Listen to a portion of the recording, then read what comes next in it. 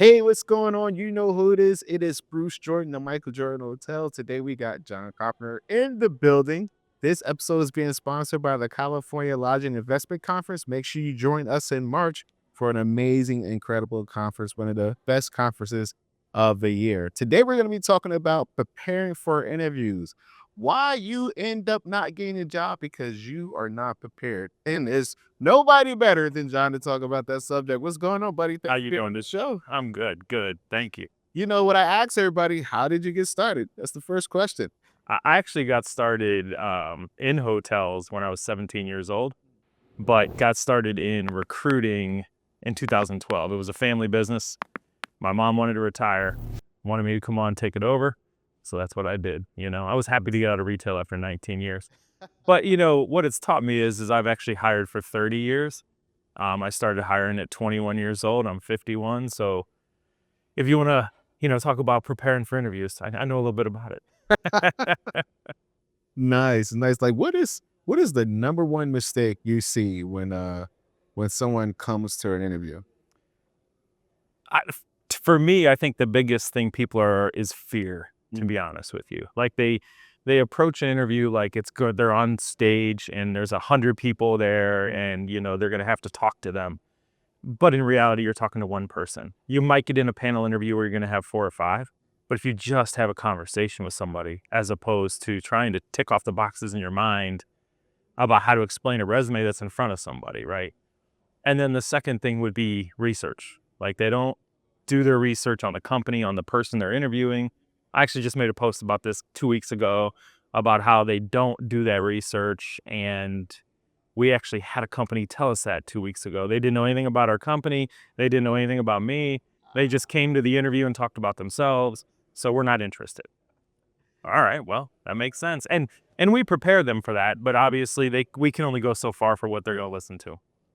So what's step one of preparing for an interview? What's the first thing that you should do? Know the property you're going to.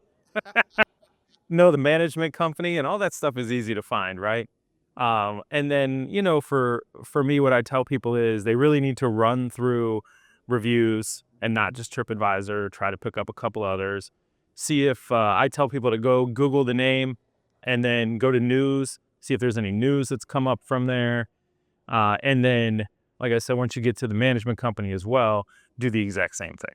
You know, when I used to interview, I used to go to the review page and look for issues that they have so I could bring them up in their interview on how I would solve those issues. Right.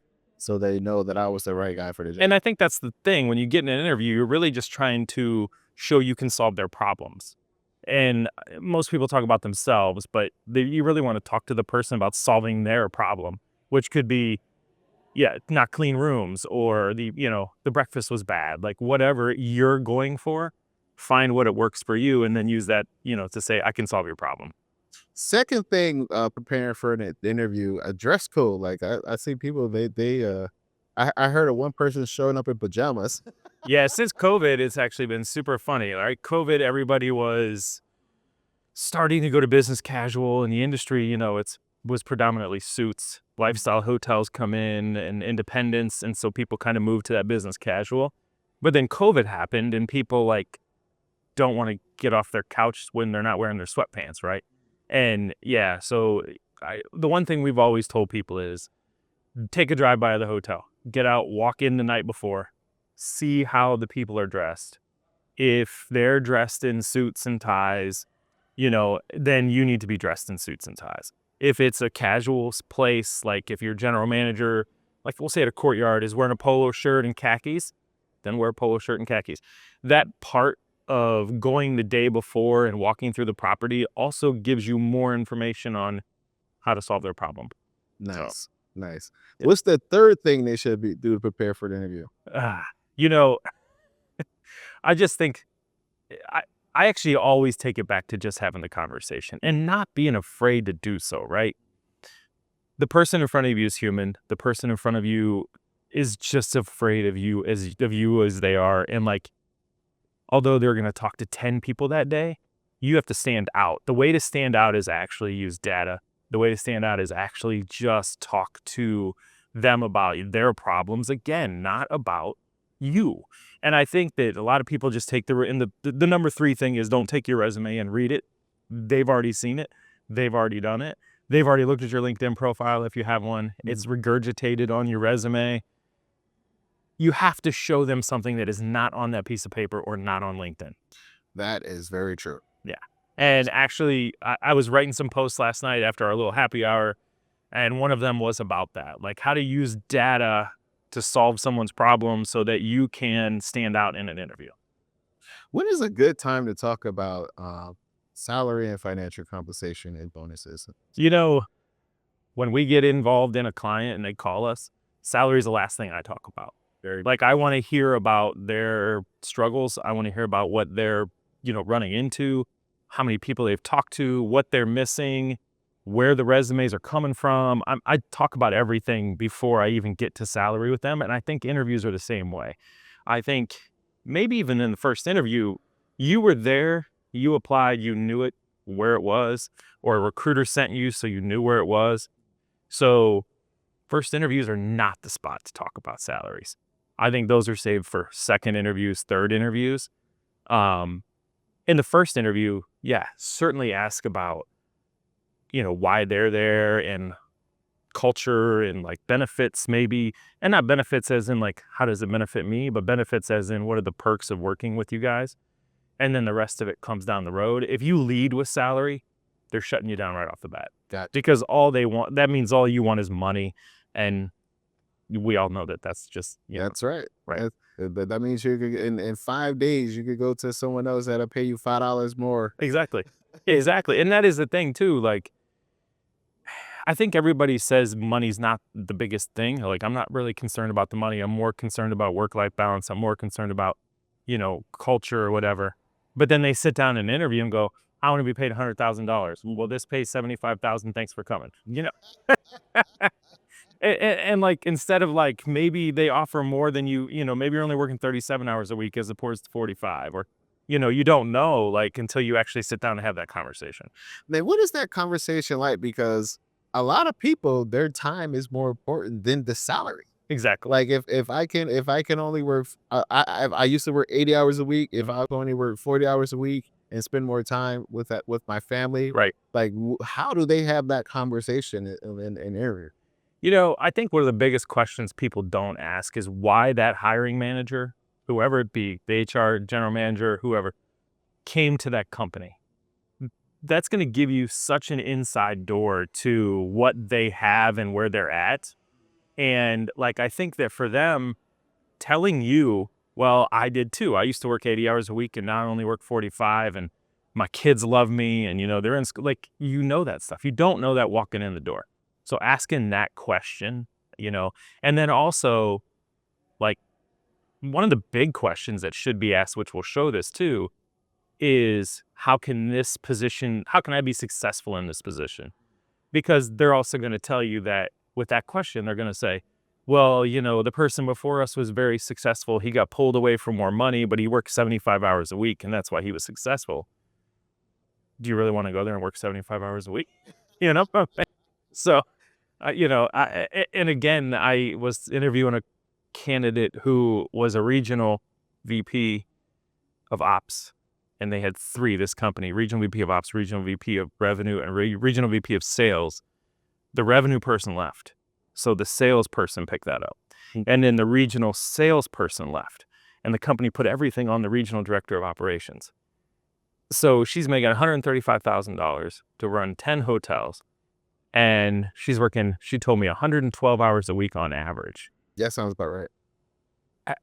That sounds about right. Like, come on. And she left. She just quit. She didn't have a job. She quit because they weren't looking to fill the positions. They just wanted her to do all the work, say what, $250,000 a year? That's right. So those kind of questions, that was the first question she asked me was, how many hours does this position require me to work? And those throw me off because it's hospitality, right? And so we know that they're going to have to work what they have to work, but they shouldn't have to work 112 hours a week. Well, that's the thing. Sometimes I feel like they try to test you to see, hey, was that person really working, or can you really do it all? Right. And a lot of times you really can't. Yep. and the work, you can do your job very well, but you can't do their jobs as efficiently as you can do yours. No. So all the jobs suffer, all the position suffers, all the duty suffers because you're trying to do something that you know nothing about, Right. that you're new to, Yep. and you're trying to keep up something that you also perfected, that you know everything about. Yep. And when everything collides together, you just get mediocre performance. Yeah, and I think if you are cross-trained, right, I think it's important to mention that in an interview. You know, hey, I came up through sales and now I'm in F&B or whatever, only because it can help out short term if there's a shortage in staff or whatever. But if you notice that they're causing you to work in F&B more now that you're in sales and vice versa, like maybe that's going to be a red flag, right? Because, well, hey, you sell and you can work in the restaurant, so we'll just have you do a little bit of both. You know that's going to turn into 65 hours a week then. Yeah. And if you're a salaried person in some states, not California, like it's more about how many hours they can pull out of you, right? And some states aren't allowing that anymore. And I think that that's important because they want people to realize that you shouldn't be working, 100 hours a week. And on top of that, as soon as your sales fall, they're gonna be like, "How come your sales numbers are down?" Right. Right. And yeah. So, but that goes back, Bruce, to like the whole, how do you solve someone's problem, right? Like, hey, I see that you have a sales position open and an F&B position open. I can do both. I don't want to do both, but I can fill in when I need to, kind of situation. You're solving two problems at once. And I think that that's important. Yeah. As far as being prepared, resumes, they never want, either they forget their resume or they don't make enough copies of the Right. resume. And because the person that you're interviewing, they may say, you know what, I really like you. Let me have you talk to this person, that Yep. person, and that person doesn't have a copy of your resume No. because you didn't make it up. Well, and I think anymore because we're digital, right? We're 99% digital. But that preparation still to print out 10 copies is important because that shows that you are on point, you're ready for it. So when you walk in and say, would you like an extra copy of my resume? And they're going to go, no, I have it on the computer screen or whatever. You would still want to hand it to them because you don't know who's next, right? Yeah. And the other person who's next, and we've seen this, you've done this, you might be helping run in the front desk because somebody's at lunch or whatever. Yeah. And you have to interview somebody. So you step away and your resume is up in your, office. And then like, okay, I don't know what to talk about because I don't have your resume in front of me. And so if you actually have the extra copy, that's important. And you're right. They don't print it. Cause I mean, I didn't even have a printer at home for like 3 years, right? I just never printed anything, but now I do. And it's, I think you do need it. And if you can't, then run to Kinko's and print them off for 27 cents a piece or whatever. So Man, they still got Kinko's. they do. I They haven't seen do. Kinko's in forever. Golly. I guess they got blown away with the hurricane and all that. Yeah. Man, so some tips, inside tips and tricks that always seem to work very well when we're actually going into the interview. First and foremost, the most important thing, and I've preached this, I've made comments, I've made posts. The first thing you have to do is understand that from the minute you pull into the parking lot to the minute you pulled out of the parking lot, everybody has eyes on you. So the biggest tip would be nice to everybody that you come in contact with. You do not know who has a decision. You do not know who's going to make that decision. So, in one of my posts a couple weeks ago, I said, you had some road rage, you pulled into the parking lot, you slam your door, you're cussing, you're kicking rocks, and the person who you're going to interview with is getting out of the car next to you. You didn't know it, right? So they let you storm in the door, you blow past the bellman, you walk up right, to the front desk and you say, I'm here to talk to Bruce. All those people just now we're going to make a decision based on you, right? So that's the biggest tip I can always give to people is be nice from the beginning to the end. Second of all, again, and I keep going back to it, but the conversation, just have a conversation. Like I think we can hone our elevator pitch on how you can solve a problem. I think we can practice for the interview 50 times if you want. But, we were just sitting here in the Erin Andrews thing, and she was talking about adaptability. You don't know who it is. You could say, I'm going to interview with Bruce today, and then all of a sudden Heather comes in because Bruce is sick. And you were ready to talk to Bruce, and now you're thrown off and you're not ready to talk to Heather. But if you're having a conversation, it's all that matters. Yeah. You know? So for me, those are the two biggest ones. Be nice to everybody and have a conversation. For sure, for sure. And get those letter recommendations prepared. Like Yes. if you have even if you just have good reviews, print out those reviews. Yeah. Attach your resume, get them ready to go. Let them know that hey, people like me. Right. I think the thing that people don't realize too is you can ask for those recommendations on LinkedIn, right? But the letter of recommendation is always good to hand off at the end of an interview or send to the recruiter or whatever, because it does help in the long run. The one thing we've seen lately is people not following up on their references. So we reach out and we say, "Hey, we're doing a reference for Tom," and they're like, "Oh, I haven't talked to Tom in 15 years," and you're like, "Well, that's not a good reference then, because Tom doesn't remember you barely. You were like a bellhop, and now you're going to be a general manager. Like, Tom doesn't know how you lead people. Like, so keep them updated. Make sure they know they're your references, and the letter of recommendations always help. And I think most of the time you can just ask for it. And I think that's the fear, is asking, "Hey, I spent 3 years with you. You saw my growth. Can you give me a letter of recommendation?" And a lot of times people go yes, but if they don't, they'll go, "Just use me as a reference and I'll," Nice. So Nice. you got to ask.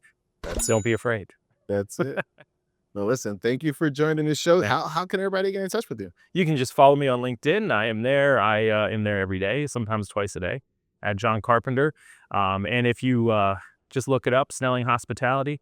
I'm not the MJ of hotels, but I am the hotel recruiter. So you can find me there. Thank you. Thank you. Appreciate you. Appreciate you, man. And thank you for joining us for another episode. This is Bruce Jordan, the Michael Jordan Hotels, signing out. This episode was brought to you by the Hotel Revenue Bible, the #1 hotel revenue book that has ever been written. It includes revenue management, digital ads, social media marketing, sales, catering, F&B, and more. Grab your copy today at hotelrevenuebible.com.